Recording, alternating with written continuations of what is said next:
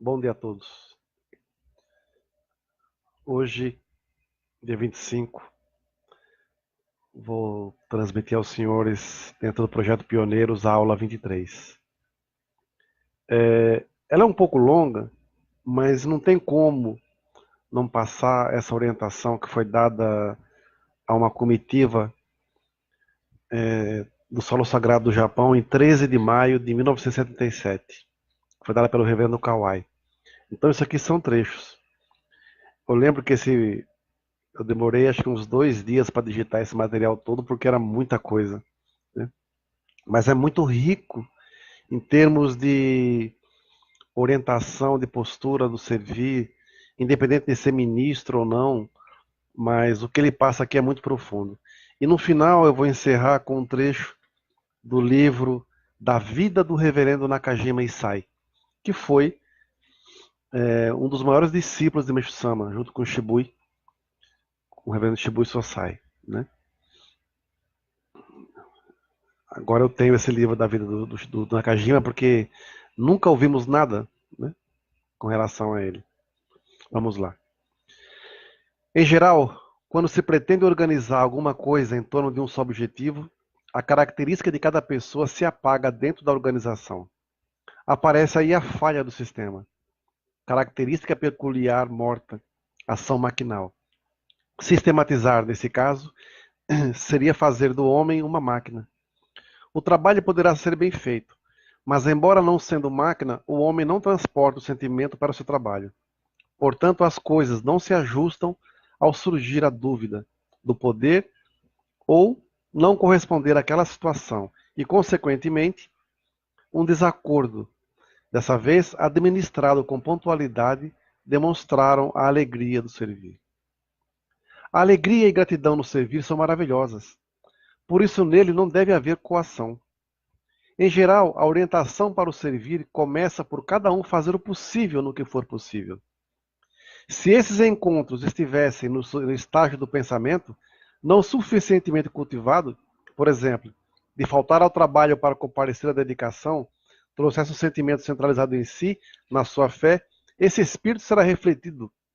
E embora cada uma das pessoas servisse com alegria, em sentido global, administrar ativamente estaria tudo solto, dificilmente se conseguindo a atuação desejada. No passado surgia muito essa falta de amadurecimento, mas dessa vez, o planejamento e a alegria da fé de cada um se harmonizaram perfeitamente. É claro que ter havido muitas minúcias das quais se pode pensar. Devia ter sido feito dessa ou daquela maneira. Sobre essas pequenas coisas, cada qual faça a sua reflexão. Eu acho que a sede central, centralizada no dirigente espiritual, está indo bem, mas seria melhor fazer tal coisa. Ou basta corrigir aquele ponto e tudo caminhará melhor. Aí o sistema de recepção para a viagem missionária será aperfeiçoado. Gostaria que cada um tivesse essa firmeza de autoconfiança e a satisfação de ter bem concluído esse trabalho.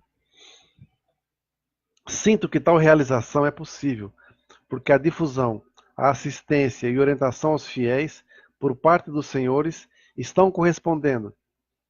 Seria irrealizável uma boa administração nesses encontros, desligada da atividade da difusão, mesmo desejando fazer tudo bonitinho só onde os outros veem. Sente-se a manifestação, os resultados dos esforços dos senhores e a paciência em ligar os corações com dos membros, compreendendo suficientemente os senhores próprios, o sentido da reunião do lar. Se algo que ligue, embora perfeito quanto à organização, dificilmente, sem algo que ligue, embora perfeito quanto à organização, dificilmente exprimirá a alegria de cada um na fé. Isso foi possível como a própria alegria que cada um na fé. Isso foi possível porque os corações estão unidos. Não aceitaríamos tal fato, como a própria alegria, como resultado da atividade de difusão? Que isso os anime e estimule. Como nos é impossível estar sempre em contato direto com os senhores, somos extremamente sensíveis aos movimentos dos membros. A observação desses movimentos, mais ainda que a dos próprios senhores, permite-nos sentir, mas com exatidão, a assistência que lhes estão dando. A impressão que se tem sobre a orientação que estão recebendo é a de fiéis que estão trabalhando e não de fiéis sentados. Por um lado, esta alegria, puxa, como estão trabalhando, reflete-se maior que a crítica. Há uma falta aqui, há uma falta ali. Contando também com pessoas de outras idades. Foi, no entanto, um grande resultado ter concluído o servir dele, encarregando principalmente os jovens. Transmitir a gratidão e sentimentos de alegria às pessoas que trabalharam e clamar a fé através da magnificência da maneira do servir de cada um. Aperfeiçoar o funcionamento vertical da obra divina. Ontem eu estava conversando com um membro, amigo meu aqui, de longa data. Estávamos relembrando os velhos tempos de dedicação. E uma coisa que chama atenção é assim, eu tenho 34 anos, 35 anos de membro, esse ano vou fazer. Nós somos formados numa época onde foi nos ensinado que nós tínhamos que ser servidores. Nós recebemos o Ricari para salvar pessoas. Nós tínhamos que fazer uma dedicação, se fosse fazer um seminário, qualquer coisa, tínhamos que checar tudo e fazer tudo bem feito para que todo mundo se sentisse bem. Não era o glamour, não era isso. Era organizar e fazer com que todo mundo assimilasse o nosso sentimento, a nossa mensagem, tudo que gostaríamos de transmitir. Né? Então nós somos formados para servir. Nós não fomos formados para ser servidos. Hoje em dia, a gente vê um grande distanciamento da fé, onde a maioria das pessoas deseja ser servida. Onde as pessoas buscam um título, uma posição, né? E se esquece do mais importante. Ele está ali para servir. Servir, servir, servir. No começo aqui, dessa palestra do reverendo Kawai, quando ele fala sobre coação, né? Nós não podemos, de forma alguma, entrar num processo de servir onde sejamos coagidos a dedicar, porque se você não dedicar, você vai sofrer, se você não dedicar, você vai purificar e tudo mais. Tal. Tudo nosso tem que ser movido por um grande makoto. Eu dedico por quê? Porque eu tenho profunda gratidão a Deus e Meixo Sama. Por quê? Eu tive a vida salva? Tive. Ainda não tive, eu estou purificando, mas eu creio que algo vai acontecer. Então é essa gratidão, esse makoto que vai transformar a nossa vida. Eu sempre falo, eu posso dormir hoje em nível de inferno, mas eu posso acordar amanhã em nível de paraíso. Então nós fomos formados numa época onde o servir era imprescindível na nossa formação. Imprescindível. Por exemplo, eu não era membro ainda. Eu estava desempregado, eu tinha acabado de sair do exército. E frequentando a igreja, um senhor que foi um grande mestre para mim, que era o Takeshi Tateyama, ele me ensinou assim: toda vez que você for procurar emprego, passa aqui na igreja na oração matinal, participa da oração, receba jorei, peça permissão a Deus e Meixo Sama e vá procurar emprego. Em cada porta que você bater, você já agradece antecipadamente aquela oportunidade que você está tendo, aquele emprego que você está arrumando. E caso não dê certo, você, ao sair, você agradeça e que a pessoa que arrumar aquela vaga, pegar aquela vaga, possa ser muito feliz e fazer feliz aquela empresa. Depois da sua busca de empregos, você pode retornar aqui para a igreja e vamos continuar a dedicar. Eu falei, mas eu não sou membro ainda. Eu falei assim, e quem disse que para dedicar tem que ser membro? Então eu aprendi. Eu ia, fazia tal, e voltava, chegava. Quantas vezes eu cheguei lá em São Caetano, na igreja, tava o Takeshi, tava a Rita, com os meninos todos pequenos, dedicando na MGC, Pronan, na época, eu nem me recordo, e eles me ensinando, eu dedicava com eles para poder ajudar a vender as coisas, ou separar as frutas, os legumes, tudo mais e tal. E quantas vezes eles dividiam comigo um pão com mortadela? Então ali eu aprendi a dedicar, com esse propósito de servir. E aprendi que para dedicar, para servir, não precisa ser membro. Basta querer. E querer aprender. Eu sei que em 15 dias eu consegui meu emprego, meu trabalho. Então essa experiência ficou gravada e toda vez que eu passava por algum processo de purificação assim, eu só sabia fazer uma coisa, dedicava. Quando chegava março, por exemplo, tinha o bazar de outono. Eu não via a hora de chegar a Bazar de Outono, porque eu dedicava muito, era uma alegria dedicar. E sempre pós-bazar tinha um milagre. Então são coisas que marcam a sua vida porque nós somos formados para servir, não para ser servidos, né? Cada um, através do esforço de longo tempo, tem certos anseios guardados no coração, nos quais está pensando, imaginando como fazer ou sofrendo porque não o consegue solucionar, mesmo se esforçando, etc. Positivas atitudes devem projetar cada vez mais esses anseios. Em nossa dimensão, cogitamos em dar o pão aos famintos, para o mundo que o necessita mais do que deleitar-se apreciando o belo. É incomensurável o número de pessoas que estão sofrendo atrozmente. Na verdade, temos a impressão de que a apresentação do belo seria mais adequada às pessoas que levam uma vida mais tranquila. Nós que sempre estamos em contato com quem está realmente sofrendo, temos a tendência de pensar que isso poderia ser deixado para depois. Entretanto, se formos pensar do ponto de vista da obra divina, de construção do céu sobre a terra, não é assim. Ao contrário, quanto maior o número de sofredores, mais deve ser apressada a construção do Museu de Artes. Aí fala aqui, quando ele fala sobre essa construção do Museu de Artes, né, lá no Japão, do Museu Moa. Podemos afirmar que os 5 anos para a construção do Museu de Artes nos fazem entrar na etapa de aperfeiçoamento da nossa fé para a dedicação. Com a conclusão, creio que nos será concedida algo, por exemplo, no que se refere à dedicação monetária. Falando da nossa posição, ela nos será concedida mais da posição de Meixo-sama. Ele nos concederá. Muitas serão as dificuldades. Quando será que vai acabar a nossa afinidade com sofrimento e dedicação em dinheiro? Não se alimenta direito, não se passeia, nem se descansa. É um sofrimento. A sinceridade de poder fazer esse servir. Isso aqui é muito real hoje, né? A gente vive aqui isso aqui, né? Quando será que vai acabar essa afinidade com sofrimento de dedicação em dinheiro? Não se alimenta direito, não se passeia, nem se descansa, né? É um sofrimento, a sinceridade de poder fazer esse servir. A gente dedica, muitas vezes, sem condição alguma, falando financeiramente. Mas o sentimento, o desejo de fazer é tão grande que fome, sede, sono, cansaço ficam em segundo plano. Porque o sentimento de querer fazer é muito maior.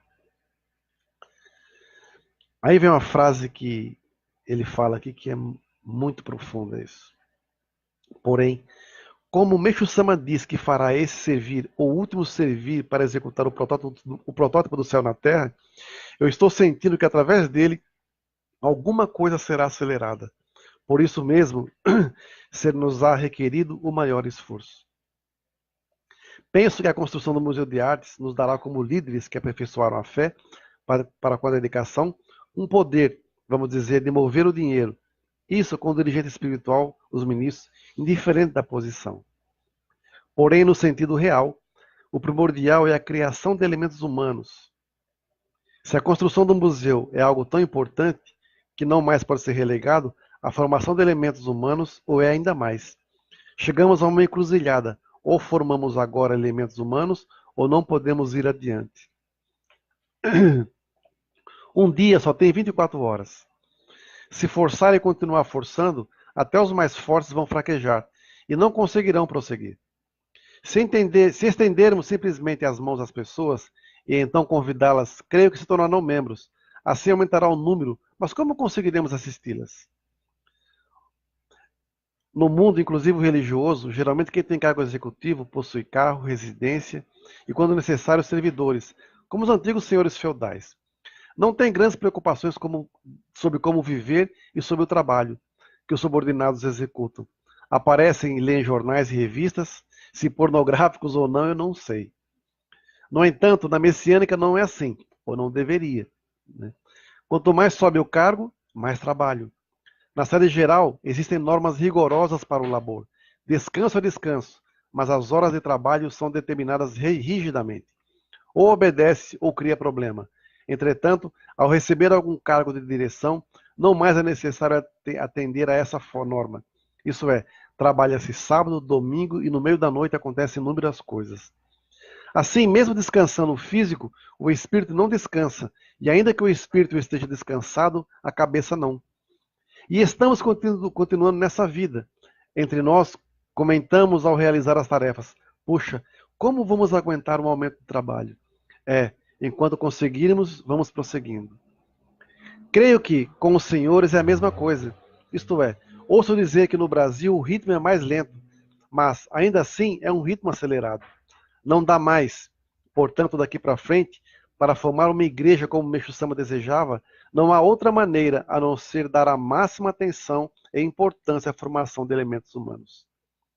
Quando falamos da formação de elementos úteis, é fácil pensar que nos referimos a pessoas que tenham capacidade na divulgação. É lógico que desejamos ministros ótimos, por exemplo, na difusão, que consigam encaminhar em grande quantidade e sentimento ardoroso pessoas de fiel a ministro. Carecemos de tais elementos em todos os campos. Falando de maneira fácil, é isso. Existem fiéis com pensamentos egocêntricos, que veem as coisas estreitamente. Essas pessoas não se chamam fiéis, sabem? Na messiânica, disse fiel a pessoa que se alegra na dedicação a Deus, a pessoa que deseja ser feliz através das dedicações, a pessoa que dia a dia sente vontade de elevar-se para estar de acordo com a vontade de Deus. As pessoas que não possuem esse sentimento não são, estão próximas. Por isso eu lhes peço que cuidem dos corações de todos aqueles que desejam verdadeiramente tornar-se fiéis. Compartilhemos de suas alegrias e façamos nossas as suas tristezas. Olha que profundidade isso. Que profundidade. Se as pessoas dizem ser boas e desejam receber a orientação do ministro e elevarem-se, mas não conseguem, esse é o tipo de problema puro. Quero que aprendam firmemente a fé dessas pessoas. Tendo isso como eixo, conduzam-nas às dedicações. Isso não pode ser interrompido. O sentimento puro e inerente às pessoas ardentes de fé, que possuem importante característica para um bom fiel. Numa reunião, por exemplo, por melhor que ela transcorra, quase sempre existe um do contra, que cria confusões e no final deixa a marca da sua influência. Mesmo que dentre 10 pessoas haja uma do contra, esta muitas vezes age com preponderância.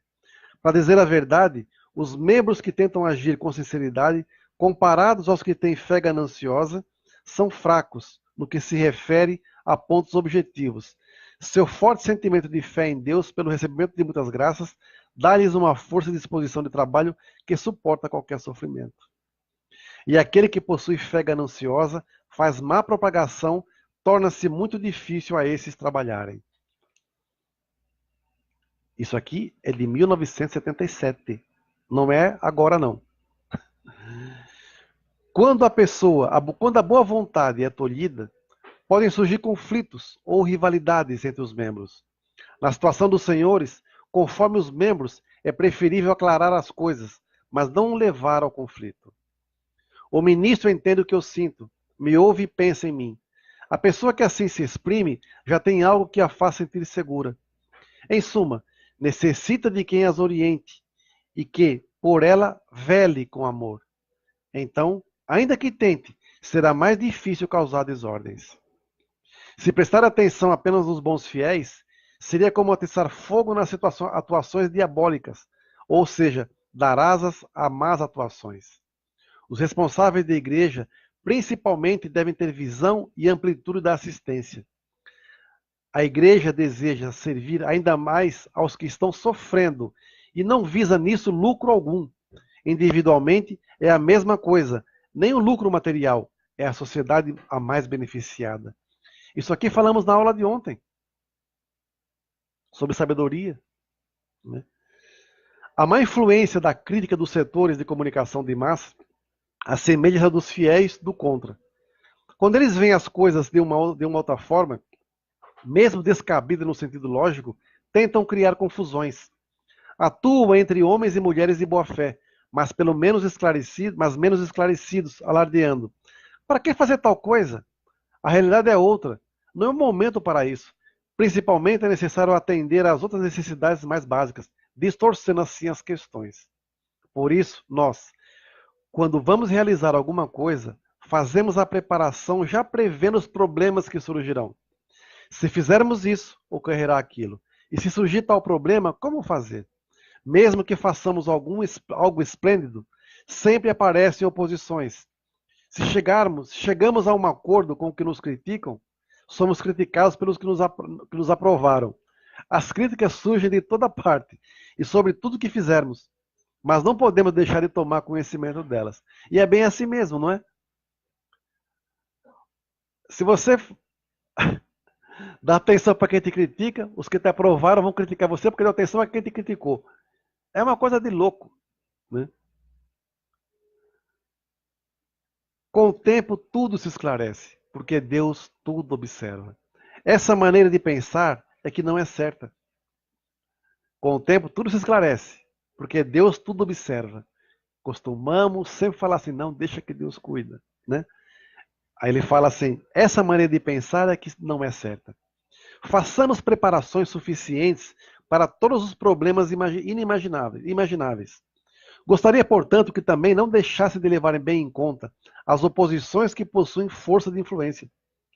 É para nós igualmente necessário estar ouvindo as vozes que podem atrapalhar a caminhada de bons fiéis.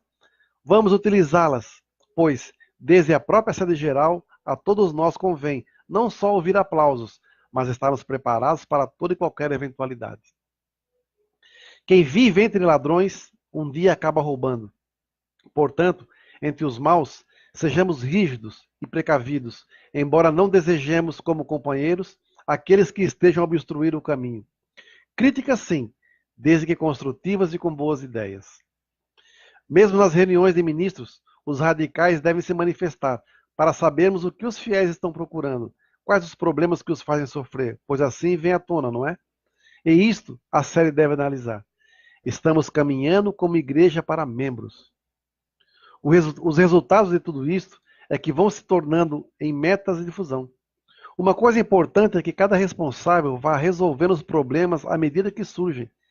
Se ficarem esperando que a sede vá resolvê-los, não conseguiremos caminhar, não é? É bom receberem as metas da sede geral, como metas da sede geral. Mas, na realidade, elas são as vozes dos membros, não é? Significa que a meta da igreja é que o próprio membro está pensando. Sendo a voz do povo ou dos membros a voz de Deus, trabalhem simultaneamente como verdadeiros mãos e pés de Meixo Sama. Isto é, sejam representantes de Meixo Sama. Inevitavelmente, sejam as vozes dos senhores, de nós, de todos nós, a legítima voz de Meixo Sama. O ponto que a prática prove não ter expressado bem o próprio pensamento deve ser levado nas reuniões seguintes de relatórios. Digam que isso está faltando, que aquela coisa importante está faltando. Por mais que nos esforcemos, não chegaremos à perfeição, mas podemos ir elevando dia a dia, não é mesmo? Se estivermos subindo, ainda que passo a passo, se como esta meta for se avançando, está bem. Eu não tenho pressa. Qualquer engano deve ser a todo custo intransferivelmente corrigido. Creio que teremos mais problemas, mas solicito que nesse ponto sejamos radicais. Dentre os problemas enviados pelos senhores, existem alguns que não compreendemos. Tal limitação também merece ser considerada. Não entender, não conseguir, é de muito interesse. Não é porque não se consegue, não se entende, que vamos deixar de lado. Gostaria que se detivesse um pouco, refletindo em como fazer para que Meixo Sama se alegre com os problemas que não conseguimos entender ou resolver.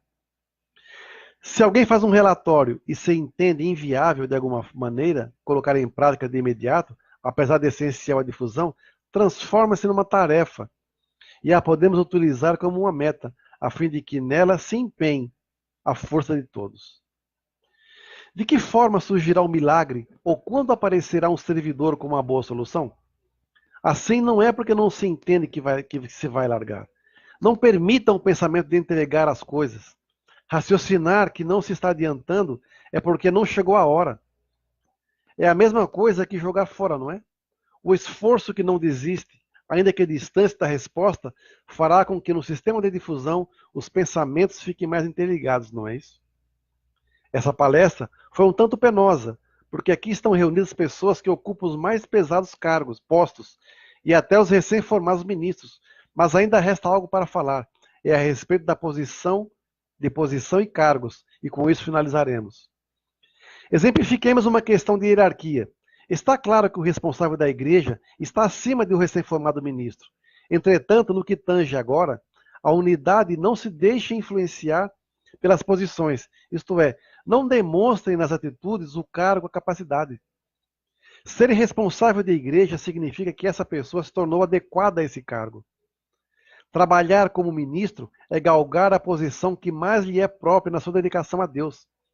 Se a pessoa apropriada para dedicar como ministro se tornasse, por exemplo, dirigente espiritual da igreja, só entraria em aflições e sofrimentos.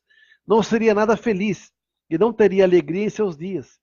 Por isso, a dedicação a Deus é dada à pessoa de acordo com o tempo, o lugar e a posição. Não é questão de importância ou não, mas da melhor adequação ao serviço de Deus por parte da pessoa. Esforçar-se com gratidão, no servir apropriado, é o que mais importa. Gostaria que corrigisse o conceito de valorização. Não é o ministro mais baixo e porque é ministro dirigente mais alto. A imagem do que é grande está em ser prezado como uma pessoa realmente necessária ali. Na medida que vamos ter esse pensamento, não havendo mais distância entre os sentimentos, vamos conseguindo a união. Entretanto, na linha de sequência vertical, se a pessoa que tem o cargo de ministro pensa, eu estou abaixo do ministro dirigente, mas acima do assistente de ministro, se o sentimento for dessa forma, de nada adiantará o bom da organização vertical. O essencial da organização vertical é a unidade da qual venho falando. É necessário receber luz da sede, a força de Deus, o Espírito de Deus. Numa religião, o mais importante são os cultos, porque estamos servindo a Deus. E como o cultuaremos sem essa verticalidade? Espiritualmente, mais se comunica quem está no topo da linha de sequência, e também o chefe do cerimonial que realiza o culto. Isso é imprescindível, sequência vertical. Mas, se começarem a dizer que qualquer pessoa pode fazê-lo, resultará em enorme desordem. E mais, se uma pessoa, no caso de uma reconsagração da luz divina, não sabendo sobre Meixo Sama, achar, se somos todos iguais, qualquer um de nós pode fazê-lo, como ficará? É por esse motivo que os cargos espirituais são atribuídos. Cargos espirituais. A linha vertical em nossa igreja é definida e inviolável. É por ela existir que devemos nos esforçar na expansiva linha horizontal. Na difusão da fé, se tivermos como apoio apenas essa linha vertical, ela seria fraca, pois a difusão é ação, é trabalho. Por isso, com uma atitude firme, os que devem orientar, orientem. Todos se tornando unidos, harmonizemos-nos principalmente no que concerne a parte da difusão. E quanto à reunião do lar, somente o esforço para nos tornarmos um membro do grupo ou um dos componentes da família nos permitirá obter resultados positivos. Eu disse que era um pouquinho longa, mas é maravilhosa essa palestra. São trechos, né? Quando ele fala essa linha vertical, é uma linha muito que o reverendo Nakajima Saio passava. Ele tinha uma linha muito vertical, que ele era da igreja Tengoku. A linha do reverendo Shibui era a linha mais horizontal, que era a expansão, que era a linha... ele era da igreja Miroko. Né? Nós temos que ter esse cruzamento. Quando ele fala dos cargos, as pessoas estão iludidas com posições, com títulos, com cargos. Sendo que o mais importante é o servir, independente da sua posição, mas respeitando o deixou de cada um. Cada um no seu quadrado, mas todos no mesmo servir. Ontem conversando também, vendo que pessoas preocupadas com donativo no lugar A, no lado B, vão para cá, vão segurar ali, um monte de coisa e tal. A obra divina, ela necessita do donativo de gratidão para quê? Para ela se expandir através do esforço dos servidores. Se um ministro, que é integrante, reverendo, não importa quem seja, se ele não dedicar, se for assalariado, se ele não honrar o salário que ele recebe, ele é indigno da fé que ele professa. Porque, veja, hoje em dia as pessoas têm que trabalhar 8 horas. Mas como é que um ministro vai trabalhar 8 horas? Trabalhar? Não. Ministro não trabalha, ministro tem que servir. Ele está sendo remunerado para servir. Se ele entender que ele está sendo que é um trabalho, ele vira uma pessoa comum. Perde a essência. Nós, quando orientamos, por exemplo, eu trabalhei no Centro Central da Igreja Messiânica Mundial do Brasil. Trabalhava no departamento pessoal.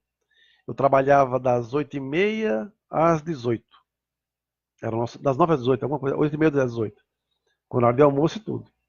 Quando eu saía da igreja, da sede, eu pegava o ônibus e ia para o Jorecente dedicar, porque eu era responsável, eu cuidava de 2 Jorecentes. E aí? Era trabalho? Claro que não, era servir. Então, se a gente receber orientação, não, depois do trabalho tem que dedicar, porque o ministro, o reverendo, não dedica. Se ele trabalha 8 horas e recebe dentro da igreja, ele tem que cumprir 8 horas, que é lei, vamos colocar assim. Mas depois disso, é servir, ué. E pessoas também, dentro dessa sequência, dessa orientação, querendo ser aquilo que não são, querendo posições que ela não tem nível de show para isso ainda. Não funciona. E só para encerrar, eu vou ler um capítulo do livro do reverendo Nakajima Isai, chamado Vida e Fé. É um trechinho curto que diz assim: no que diz respeito à expansão da religião, o sensei Nakajima vivia um sonho. Ele tinha sempre à sua direita um mapa do Japão, que usava para pesquisar sobre as áreas onde a religião se expandia. E assim o sensei usava os jovens como seus representantes para os momentos adequados. Não importava se tinham formação acadêmica ou não, se tinham bons antecedentes ou se eram inteligentes. Bastava que o sensei os considerasse pessoas com seriedade para que ele rapidamente os cooptasse e delegasse tarefas. Certo diretor de unidade uma vez causou problemas ao instigar os jovens membros, utilizando-se de sua fama e fortuna. O assistente, incapaz de perceber isso, foi pedir conselhos ao diretor. O diretor, por sua vez, falou mal desse assistente para os membros mais jovens. Finalmente, o assistente se dirigiu à sede e apelou ao sensei. O sensei disse o seguinte: muito bem, deixe estar. Todavia, nessa atmosfera, vai ser difícil para você desempenhar seu trabalho. Venha até a minha casa. O sensei costumava dar palestras que pareciam criar trincheiras entre os discípulos. No entanto, essa atitude era uma grande medida de precaução. Para que duas pessoas que não estão unidas se unam em absoluto, é necessário separá-las drasticamente. Era o pensamento do sensei. Só assim, depois de algum tempo, os discípulos se uniam de verdade. E assim, a influência da religião crescia também. Eu achava as atitudes do sensei estranhas, e a meu próprio modo busquei bastante, mas não encontrei uma gota sequer de maldade nas atitudes dele. Esse assistente, um tempo depois, falou: para unir as pessoas é necessário separá-las. Quanto mais se corta, mais a coisa se espalha. Essa era uma forma de agir do sensei. No dia de visitação às unidades da Igreja Miroco, o sensei se sentou bem atrás da multidão de membros e ouviu com atenção as suas perguntas e respostas. A Igreja Miroco era dirigida pelo Shibui Sensei, de modo que o sensei não tinha jurisdição ali, mas ele se mantinha discreto, dando tudo para ouvir a conversa e observar o ambiente. Isso o entusiasmava. Um sujeito alto, vestindo roupas tradicionais, está sentado atrás dos fiéis. Ele está ouvindo todas as nossas questões. Alguma hora ele vai sair. Ele é um reverendo, diziam os membros da Miroco entre si. Aquela conversa sobre expansão da fé varou a noite toda. E mesmo que pensassem em fazê-lo parar, ele continuava. Os discípulos acabaram indo embora. A expansão da fé só existe no momento, ela só existe no instante presente. Não se pode atrasar. Para a difusão da fé, não existe amanhã, era o pensamento do sensei. Certa vez, apareceram cerca de 20 pessoas para uma oração. A essas pessoas foram servidas também mesas com comida. Nessa hora, um dos jovens discípulos entrou apressado. Peço desculpas pelo meu atraso, disse o discípulo baixando a cabeça. Então o sensei disse, de forma gentil, ele odiava atraso. Atrasar-se e contar mentiras são a mesma coisa, ele dizia sempre. Assim, o mais importante na divulgação da fé é o agora, não o amanhã. Vou sempre dizer, não se atrasem. Desculpem o alongamento, hoje passei quase 10 minutos do tempo normal, mas gostaria que estudassem e lessem esse material porque ele é maravilhoso. Muito obrigado a todos, uma boa missão, um bom servir, e vamos fazer hoje a expansão, não é amanhã. Muito obrigado.